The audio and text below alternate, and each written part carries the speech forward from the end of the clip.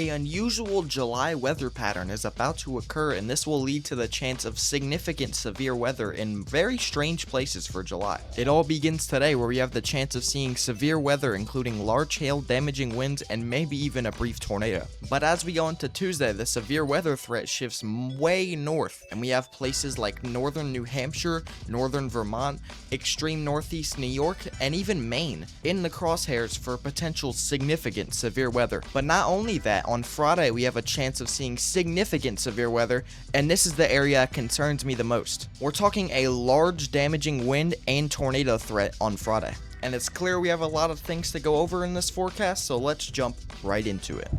And I want to start this forecast by looking at the temperature maps right now. I mean, just look at these temperatures. We have 106 in Salt Lake City, but what's even crazier is up there in the mountains of Montana, where we usually see a ton of snow, we have 112. You heard that number right, and it's right here on your screen.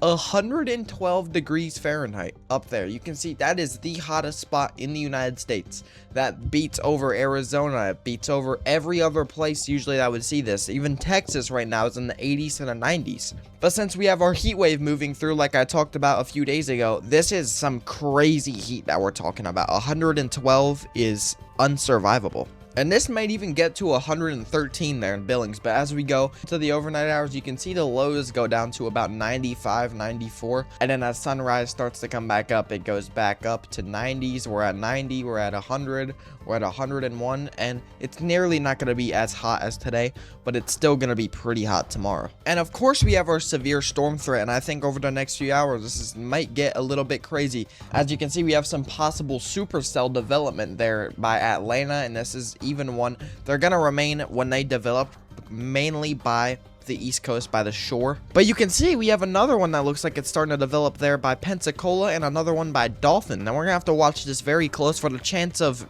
maybe a tornado. And yes, you heard me right, I said tornado, as we don't have the SPC outlook today for a tornado. So what am I talking about? Well, this doesn't always mean that it's going to be a 0% chance. This just means it's going to be very, very low chance. But as of right now, the echo tops later, as you can see, the darker color they get, the higher they get, we may have to start talking about a possible tornado threat. And of course, this tornado threat is not going to be the biggest in the world. It's going to be relatively small. We may see one tornado warning, 2 tornado warnings. But another thing I want to say that is forecasted is that we're going to have to watch a possible another supercell development over there in Texas. Keep in mind, this is going to be 10 p.m. tonight, so if there's a tornado threat, it might be in the overnight hours. But you can see we have a single cell there down by Laredo, Texas, and Del Rio, right in between those two.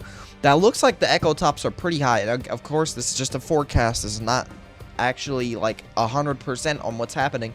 But as we're really close to that hour, we're pretty confident in the models that we're seeing. And this could mean that we may have a possible severe storm that can produce a potential spin-up tornado there in Texas. Now, of course, by me saying this, I don't mean that it's like a big threat tonight. I mean, it's a notable threat. Obviously, you're gonna have to watch. It's very, very low, but since I'm given this information, I want to just let you know that it's not going to be the biggest threat in the world, so it's not something you have to panic over if you live anywhere by the East Coast, if you live in the SPC outlook. That's a slight risk for today. It doesn't mean you're going to see a tornado. One thing it does mean, though, is that the severe weather threat may increase over the next few hours. And we're about to dive a whole lot deeper into the weather, but before we do, I want to give you a special message. And the special message is going to be over the next few days, I'm going to be grinding videos, reels, and live streams, maybe, depending on how the weather shapes out. But I'm going to be grinding these, and any money that I make off of these next few videos, I want to say, is going to go towards the equipment here that we use. I do need to get a bit of an upgrade as far as the equipment side of things to do. As you can see with the big streamers, big weather YouTubers like Max Velocity and Ryan Hall, y'all, they have a lot of crazy buttons, a lot of crazy stuff that they do. And obviously we're just getting started here, and we have a microphone, we have a webcam, we have a light, we have a background light that I can change color with. So right now we're doing pretty good. And more importantly, we have the radar, we have all the weather stuff that we can possibly want here. But I want to let you know that any money we receive, it was going to be going towards upgrading the equipment. And after we get all the upgrades done, which should happen over the next year or so, that all of the money is going to be going for the storm chasers. All the money is going to be going towards the y'all squad, all the the charities for weather relief. It's going to be going towards all of those. But before that, we have to start making money, and that's what I want to let you know. To make sure that you like this video, make sure you share this video out to anyone that you know is going to be in the path of these storms, as this is the best way of growth on YouTube and Facebook, the two that this video is getting posted on. I appreciate all the support that this channel gets. I'm trying to make this is what I really like doing, and I hope that this could help you guys quite a bit. But let's jump back into the video. Now, another threat, and this is a completely different side of the severe weather. We also have an elevated fire threat, and this is even elevated. This is a critical fire threat. This is heavily driven by our heat wave that's moving through. You can see this goes through Montana, Idaho, and Wyoming. It's very rare that you see a critical fire SPC issued for this. So if you live in Roundup, Billings, Cody, Bozeman, or Dillon in Montana, you have to watch for the potential of some critical fires. And another thing that I don't want to skip over in this is the elevated fire risk, or the orange. Just treat this as like an enhanced risk of fires. We have Idaho Falls, Twin Falls, Haley. We have over there, this goes back into California. We have Alturas, we have Susanville, and then back through Nevada, we have Reno, and then up through, this goes up through Oregon. This is a multi-state fire threat. This goes back into Yellowstone National Park in Wyoming, and don't worry, this is not going to be the next volcanic eruption. But it is a notable fire threat, and I think this is something that's going to get talked about a lot more over the next little bit. Shifting to Monday's risk, we have an elevated risk for Minnesota, and then we have another one that goes through South Dakota, Colorado, and Wyoming as well. So we have many different places, and if you live on the extreme western edge, if you live by Scotts Bluff, there is also an elevated fire risk for you. But there is a pretty big chance that we may see a wildfire start. We may see a few, and this is something that I hope gets talked about a little more, because this is a pretty big severe weather threat. And another thing to note is our tropical weather outlook, and we have a 90% chance down here, this is the red area, of seeing a tropical cyclone formation in the next 7 days, and we have a 40% chance in the next 2 days, which would bring the risk to an orange. You can see we have 2 more yellow risk, and that might cause a problem for Hawaii.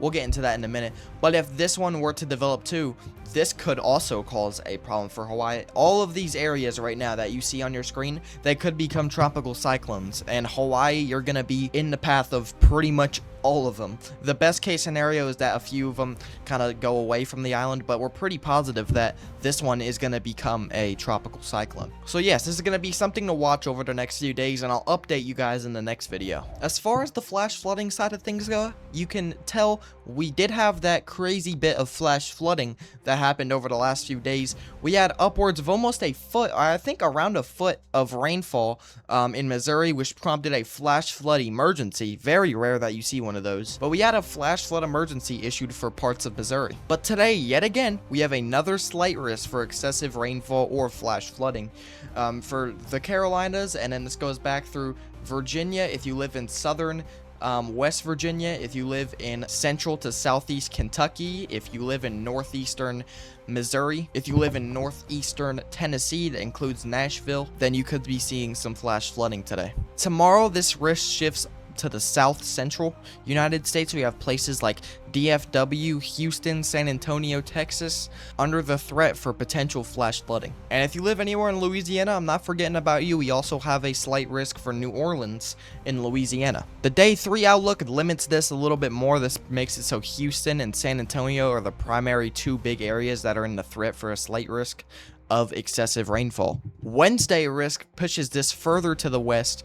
Now we have Del Rio and Presidio in Texas under the threat for some flash flooding. And this flash flood risk shifts a little bit more north, stays over Del Rio and Presidio, but Odessa, you are in the threat for a possible flash flood on Thursday. So yes, things are shaping up to be a pretty crazy next week. We're gonna have a bunch of flash flooding, we're gonna have some severe weather, we're gonna have some fires, we're gonna have a bit of everything, and we can even see our next named tropical cyclone. I want to thank you all for watching this video. I hope you enjoyed this. I hope this video found the right audience and the right people that are looking for weather information. If you know anyone that lives in the areas that I've talked about today that might be under a risk of severe weather of any type, make sure you share it, make sure you get it out to them.